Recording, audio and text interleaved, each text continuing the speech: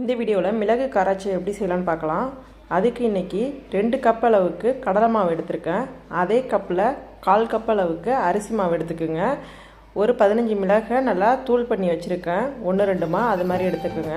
கொஞ்சம் தேவைப்படுற அளவுக்கு பெருங்காயத்தூள், தேவையான அளவு உப்பு, சூடான எண்ணெய் ஒரு கரண்டி அளவுக்கு சேர்த்து இதை நல்லா கரண்டி அளவு மிக்ஸ் பண்ணுங்கள். ஏன்னா எண்ணெய் ஊற்றுனதுனால சூடாக இருக்கும்.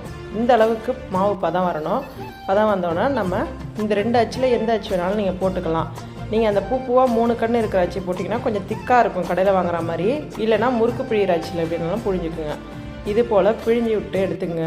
எடுத்து இதில் இருக்கிற பபுள்ஸ் எல்லாமே அடங்க விட்டு எடுத்திங்கனாக்கா காராச்சேவ் நல்லா வெந்து வந்துடும். பர்ஃபெக்டான காராச்சேவ் உங்களுக்கு கிடச்சிரும். இந்த வீடியோ உங்களுக்கு பிடிச்சிருந்தா லைக் பட்டனை தட்டி விட்டுட்டு சப்ஸ்கிரைப் பண்ணி வச்சுக்கோங்க. தேங்க்ஸ் ஃபார் வாட்சிங்.